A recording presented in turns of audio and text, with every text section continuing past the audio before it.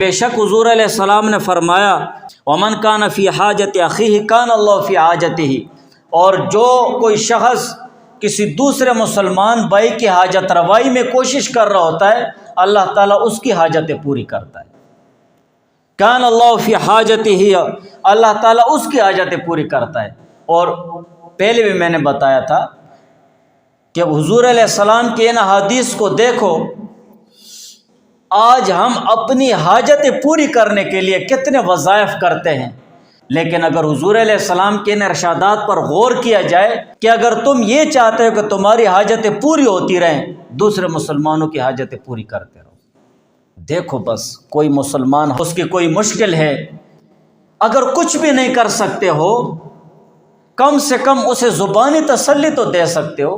اگر تمہاری دی ہوئی زبانی تسلی بھی اخلاص سے ہو تو اللہ تعالیٰ اس کی بھی قدر فرمائیں گے، اللہ تعالیٰ اس میں بھی تمہیں اجر عطا فرمائیں گے۔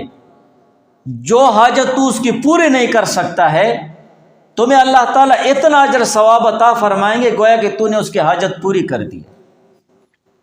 یہ آسان فارمولہ، جو شخص یہ کہتا ہے کہ میری حاجتیں پوری نہیں ہوتی ہے، میری مشکلات حل نہیں ہوتی ہے، اس میں اس چیز کی 100% کمی ہوگی، 100% کمی ہوگی۔ اور اگر کمی نہ ہو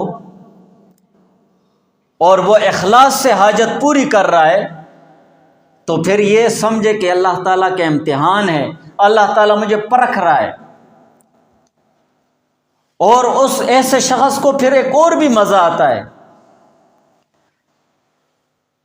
اسے پھر اور بھی مزہ آتا ہے جب معشوق سے عاشق پر بلا اور مصیبت آتی ہے تو اسے مزہ آتا ہے، اسے تکلیف نہیں ہوتی ہے۔ جو لیلا تھی نا تو وہ خیرات دیا کرتی تھی، لائن میں لوگ کھڑے ہو جاتے اور وہ خیرات دیتی تھی۔ جب مجنون کی باری آئی تو مجنون نے کاسا آگے کیا لیلا کو، لیلا نے وہ کاسا اٹھایا اور زمین پر مارا تو مجنون ناچنے لگا، وہ لوگ اس مجنون پر ہنس رہے ہیں، تو عجیب انسان ہے، اس نے تیرا کاسا لیا زمین پر مارا، ایک قسم کی ذلت اور رسوائی ہو گئی۔ تو مجنون نے کہا پاگل تم لوگ ہو، خدا کے بندو یہ بھی لیلا کا عشق کا ایک انداز ہے۔ ہاں دیکھو کہ ایک طریقہ ہے نا، جب اللہ تعالیٰ کے ساتھ لو لگتا ہے اور اللہ تعالیٰ کے خاص مقرب بنتے ہو اور قرب الہی اور معرفت الہی میں کسی حد تک مومن مسلمان نکل جاتا ہے تو اس کو ایک الگ چاشنی اور مزہ مخصوص ہوتا ہے جب اللہ تعالیٰ کی طرف سے اس پر مشکل آتی ہے۔ رابعہ بصریہ رحمہ اللہ تعالی وہ ایک دن زار و قطار رو رہی ہے اور یہ آواز لگا رہے کہ یا اللہ آج مجھ سے کیا گناہ ہوا ہے کہ تیری طرف سے مجھ پر مصیبت اور پریشانی نہیں آئی، ایسا کیا گناہ ہوا ہے کہ تیری طرف سے مجھ پر پریشانی اور مصیبت نہیں آئی ہے۔ تو یہ ایک اعلیٰ معیار ہے۔ پھر بہرحال ومن کان فی حاجت اخیہ کان اللہ فی حاجتی، جو شخص دوسرے مسلمان بھائی کی حاجت پوری کرنے میں لگا رہتا ہے، کوشش کرتا ہے، اللہ تعالیٰ اس کی حاجتیں پوری فرماتا ہے۔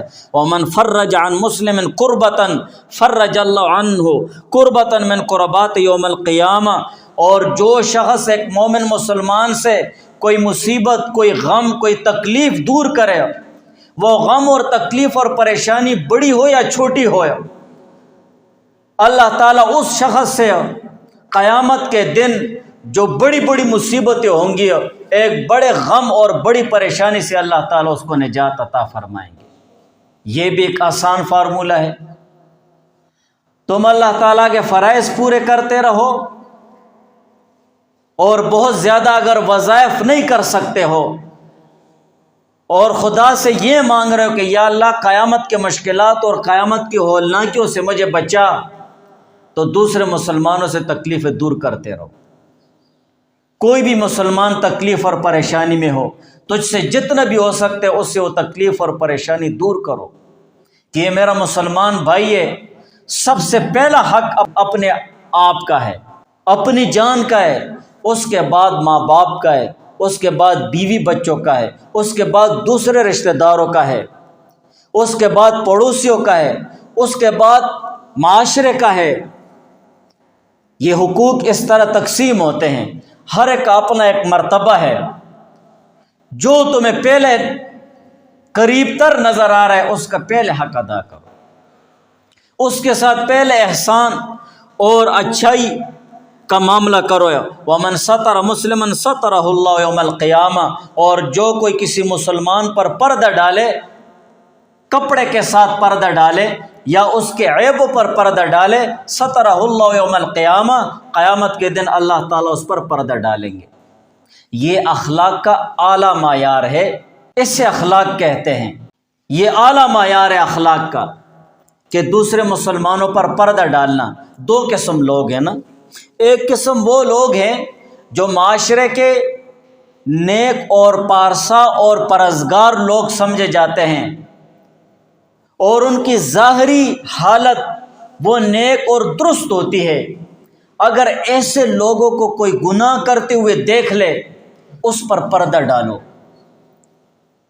اس کی پردہ دری مت کرو، اس کی ابروریزی مت کرو، اس لیے کہ اس کا معاشرے میں ایک نام ہے، اس کا خاندان میں، اس کے خاندان میں ایک عزت ہے، اس کی ابروریزی مت کرو، اس پر پردہ ڈال دو۔ کہ معاشرتی حوالے سے اگر دیکھا جائے تو یہ چیز ہم مسلمانوں میں بہت زیادہ عام ہو گئی ہے کہ جو ہمارے معاشرے کا نیک، ظاہری نیک اور صالح طبقہ ہوتا ہے، ہم ان کے عیبوں کے پیچھے لگ جاتے ہیں، ہم ان پر پردہ نہیں ڈالتے ہیں۔ کبھی کبھی ایسے ہوتا ہے نا کہ آپ اس گناہ کو مٹانے کے لیے وہ پردہ ہٹا دیتے ہو، لیکن وہ فساد اور بھی بڑھ جاتا ہے، وہ فساد اور بھی بڑھ جاتا ہے۔ اور بسا اوقات ایسا ایک فتنہ اور ایک ایسا فساد جو اٹھ رہا ہے، اس کے دبانے کا ایک ہی طریقہ ہے کہ اس کو چھیڑو مت۔ آپ اسے جتنا چھیڑیں گے تو وہ اتنا پھیلے گا۔ اور دوسرے قسم وہ لوگ ہیں وہ برملا گناہ کرتے ہیں، اعلانیہ گناہ کرتے ہیں، سب کے سامنے اللہ اور اس کے رسول کی نافرمانی کرتے ہیں۔ دوسرے مسلمانوں کی ذمہ داری ہے ان کو سمجھانا، ان کو امر بالمعروف اور نہی عن المنکر کرنا۔ اگر ان کو سمجھانے اور ان کو سدھارنے کے باوجود بھی وہ نہ سمجھتے اور نہ سدھرتے ہیں، پھر تو ان کی گناہوں پر تنبیہ کرنا ضروری ہے کہ بھائی یہ اس حیثیت کا آدمی ہے، اس سے بچو، ایسے نہ ہو کہ تمہیں لے ڈوبے۔ جیسے آپ دیکھتے ہیں گواہوں کے متعلق ان کو پرکھا جاتا ہے، یا ایک گواہ گواہی دے رہا ہے کسی کے متعلق تو لازمی بات ہے وہ اس میں اس کے عیب بھی ذکر کرے گا، یا دوسرے ایسے معاملات لے لو، تو پھر تو ان کے گناہوں سے خبردار کرنا ضروری ہے۔ تو اسی وجہ سے مقصد یہ ہے من ستر مسلماً سترہ اللہ یوم القیامہ۔ اور تیسری بات اس میں یہ ہے کہ ہم مسلمان اپنی مجلس میں دوسرے مسلمان کی بہت ابروریزیاں کرتے ہیں، یہ بہت عام ہو گیا ہے، بہت عام ہو گیا ہے۔ اپنی اچھائیاں ذکر کرنا، اپنی بڑائی ذکر کرنا، اور دوسروں کی کمزوریاں بیان کرنا، اور دوسروں کی بے عزتی کرنا مجلس میں، اور اس کے عیب بیان کرنا، یہ بہت بڑا گناہ ہے۔ حضور علیہ السلام نے فرمایا ان ارب الربا عرض الرجل المسلم، کہ بدترین سود وہ مسلمان شخص کی ابروریزی کرنا ہے۔ ہم اپنے الفاظ میں، اپنے مجلسوں میں کتنی ابروریزیاں کرتے ہیں، کبھی ہمیں اندازہ ہے اس بات کا؟ یہ اخلاق نہیں ہے، یہ بد اخلاقی ہے ہماری، اور سب سے بڑی بد اخلاقی یہی ہے ہم میں کہ ہم اپنی مجلس میں دوسروں کی برائیاں بیان کرتے ہیں اور اسی طرح اپنی اچھائیاں بیان کرتے ہیں۔ سود کتنا بدترین گناہ ہے قرآن اور حدیث کے حوالے سے، کہ اللہ اور اس کے رسول کی طرف سے اعلان جنگ سود خور کے ساتھ۔ اور اس سے بھی بدتر حضور علیہ السلام نے فرمایا مسلمان کی ابروریزی۔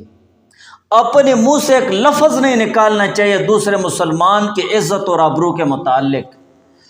اسی وجہ سے ایک مسلمان دوسرے مسلمان پر پردہ ڈالے، اور یہ اعلیٰ اخلاق ہے، اعلیٰ معیار ہے۔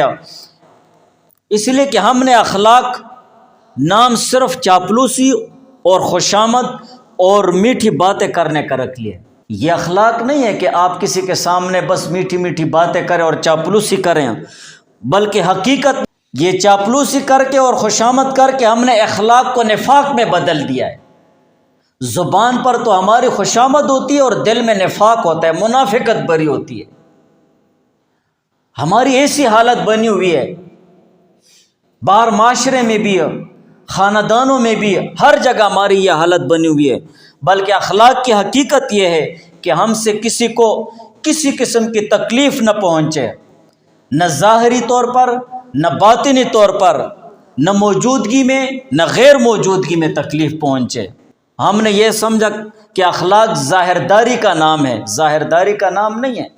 بس اخلاق ظاہرداری کا نام ہے، اگرچہ دوسروں کو تکلیف ہی پہنچتی رہے، یہ اخلاق نہیں ہے۔ اصل اخلاق یہ ہے کہ دوسرے مسلمان کو تکلیف اور ایذا نہ پہنچے، بس یہ سب سے بڑا اخلاق والا شخص ہے۔ اس کی نماز، اس کا روزہ اور اس کی عبادت اس کو فائدہ دے گی۔ عن انس رضی اللہ تعالی عنہ قال قال رسول اللہ صلی اللہ علیہ وآلہ وسلم انصر اخاک ظالما او مظلوما۔ انس رضی اللہ تعالی عنہ سے روایت ہے کہ حضور علیہ السلام نے فرمایا انصر اخاک، اپنے مسلمان بھائی کی مدد کرو، ظالما او مظلوما، وہ ظالم ہو یا مظلوم ہو۔ فقال رجل یا رسول اللہ انصرہ مظلوما، کہ یا رسول اللہ وہ مظلوم ہو تو میں تو اس کی مدد کروں گا۔ فکیف انصر ظالما، اگر وہ ظالم ہو تو میں اس کی کیسی مدد کروں گا؟ قال تمنعه من الظلم، اس کو ظلم سے منع کرنا تیرا ہے۔ فذلک نصرک ایاہ، یہ تمہارے اپنے مسلمان بھائی کی مدد کرنا ہے۔ آج ہم نے ہر ایک ظالم کا ہاتھ چھوڑا ہوا ہے، صرف ایک دوسرے کے پیچھے بس بے عزتی اور رسوائی میں لگے ہوئے ہیں۔